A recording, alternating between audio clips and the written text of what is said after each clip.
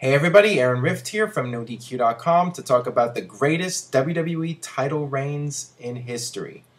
When I talk about the WWE title, I'm talking about the main championship, the one that has a lineage going back to 1963 when Buddy Rogers was crowned the first champion. Got a lot of names here. I asked for input on Facebook and Twitter, and I've come up with a list of the greatest champions. So let's start off with the second WWE/WWF/WWF champion, the great Bruno Sammartino. If you don't know by now, Bruno Sammartino was the longest reigning champion in history. He was the second champion, and he set a standard with that title. He held the title for 2,803 days, a feat that is never come close to being matched. That just goes to show you right there how big of a superstar Bruno Sammartino was in his heyday. He sold out Madison Square Garden month after month as champion. He defended the title against countless opponents. I mean, what else can be said? I mean, Bruno is at the top of the greatest champions, and I don't know if anybody will ever be able to have the run that he had. Somebody did come close, though, and that is Bob Backlund. Bob Backlund won the title in 1978, and he would go on to hold the title for 2,135 days. So a very impressive run, not at the level of Bruno, but Bob Backlund had a tremendous reign as WWE champion, and it lasted all the way up until 1983. So that's just something that's unheard of, to hold the title for that long and have so many great matches. I mean, Backlund had one great match after another as WWE champion. Hulk Hogan's first WWE title reign. This was the beginning of the modern era when WWE went mainstream. Hulk Hogan defeated the Iron Sheik in Madison Square Garden and would go on to hold the title for 4 years. And during those 4 years, Hulk Hogan would be part of some of the great moments in WWE history. He was part of the first WrestleMania, WrestleMania 3 with Andre the Giant, Pontiac Silverdome, 93,000. And just so many great feuds, and Hulk Hogan really took the title to a whole new level in terms of mainstream recognition. The WWE title was known around the world now. It truly was a world title, and Hulk Hogan put it over the top and made it something special that it hadn't been at that level before, because it was only a territorial championship, and now it was truly a worldwide title. Next up, Randy Savage. His first WWE title reign in 1988. He won at WrestleMania 4. He won this huge tournament to win the title. And, Randy Savage brought a lot of class to the WWE title. He wore it with pride, and he had Elizabeth by his side. And it was just a very cool thing to see Randy Savage with the WWE title around his waist. And the title was a main part of the storyline with Randy Savage and Hulk Hogan and the whole Mega Powers thing. So the title became even more important because it was two guys with the title in the middle and them fighting over it. Ultimate Warrior's WWE title run in 1990. Ultimate Warrior was one of the few people to actually beat Hulk Hogan clean in the middle of the ring. So that was something unheard of. And Ultimate Warrior would carry the company for the next year throughout 1990, and he would defend the title against all the top superstars, guys like Rick Rude and so on. And the Warrior was just a very memorable champion. He was a perfect fit to be WWE champion. You believed in him as champion. Bret Hart's first title reign in 1992. This was significant because it was a turning point in WWE history. Where you weren't pushing guys that were these huge bodybuilder like superhero characters, the Hulk Hogans and the Ultimate Warriors. You were starting to shift towards the smaller technical wrestlers, and Bret Hart was the first guy that they really pushed hard, who wasn't this superhuman like character. He was more like your average person. And Bret Hart really you saw the quality of the matches really start to improve when Bret Hart was champion. Bret Hart defended the title, and in a short period, he had several title defenses, and WWE really made a big deal out of this.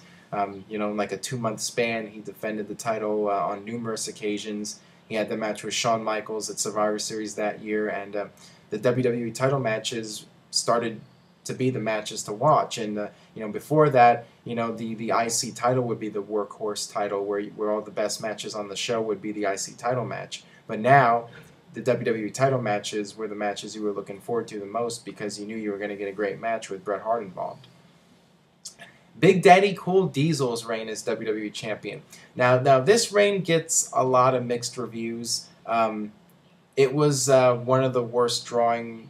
He was one of the worst drawing champions in history when you look at the numbers. But everybody remembers Diesel's title reign, and he held it for a full year, and then that was very significant. And he was a dominant champion, and when he held the title, you took the title seriously. So I think it was a good reign, not one of the best reigns of all time, but I enjoyed Diesel as champion, and he had some bad matches, but he also had some good matches, and the Survivor Series match with Bret Hart was really good, and the WrestleMania match with Shawn Michaels was good. It was disappointing, but overall, I would say his title reign was a thumbs up, but perhaps it wasn't at the top tier of the greatest title reigns. Shawn Michaels, his first title reign in 1996. Just the moment of him winning the title was something special. Vince on commentary saying that the boyhood dream had finally come true. And then Shawn Michaels would have one great pay-per-view match after another. In my opinion, Shawn Michaels, his first title reign was one of the all-time great title reigns. The match with Diesel, the no-holds-barred match, the matches with the British Bulldog, the SummerSlam match with Vader. Shawn Michaels would go in there, one great pay-per-view after another, and Mankind at Mind Games, another great match. Same thing with Bret Hart. Shawn Michaels made the WWE title the workhorse title, and you knew you'd get some great WWE title matches because Shawn was holding the belt. Stone Cold's first title reign in 1998. This was truly the beginning of the Attitude Era, when Stone Cold finally won the title, and the Austin era had begun, as JR put it, and you got the beginning of the Austin McMahon feud during Stone Cold's first title reign, and the matches with Mankind, and unfortunately the title reign was cut short, but it was still very memorable during that period, and that's the point where WWE beat WCW in the ratings finally during Stone Cold's first run as champion. Triple H's third WWE title reign in early 2000.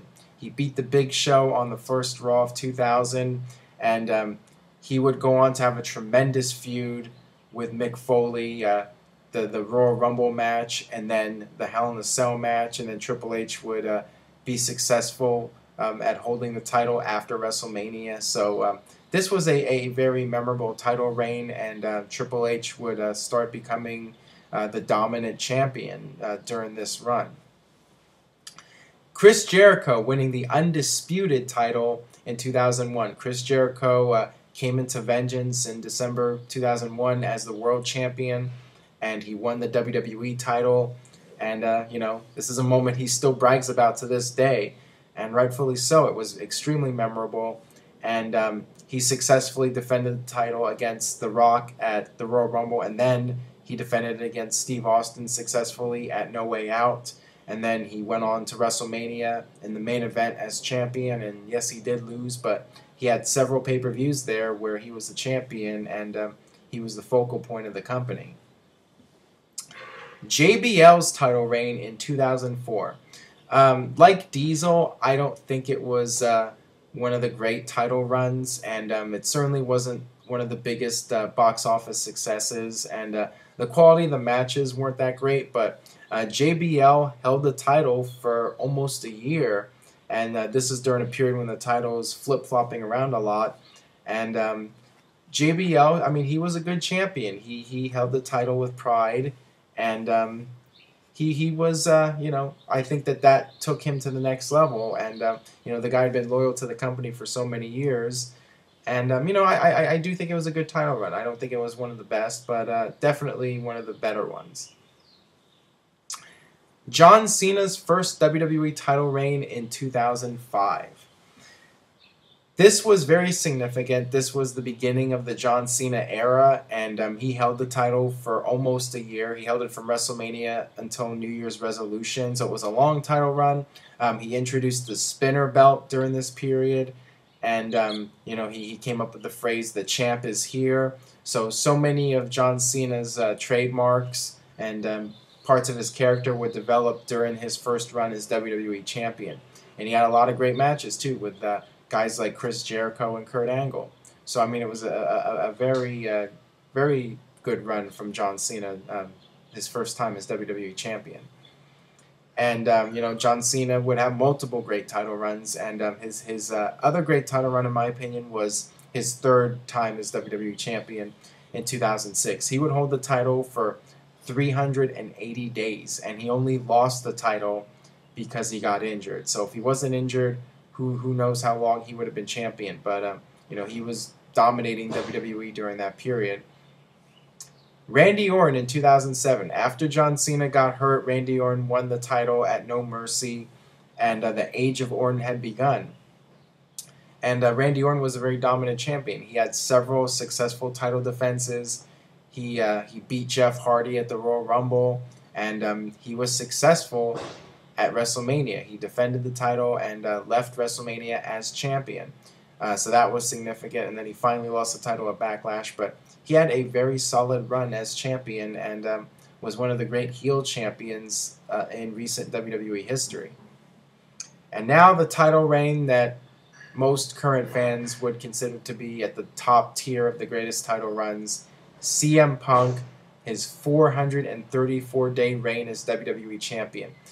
This is one of the most significant title runs ever because this was definitely a period where the title was flip-flopping around too many times. You had guys holding the title for a month, in some cases even less than that. So for CM Punk to hold it for 434 days in this era is extremely impressive, and it's a title reign that people will remember for years to come. And CM Punk brought some credibility back to the title that it sorely needed. Alright, that'll do it for my thoughts on the greatest WWE title reigns in history. Let me know what you think. Which title reigns did you enjoy the most? Leave a comment, youtube.com/NoDQCAW, and stay tuned to NoDQ.com for the very latest in WWE and TNA.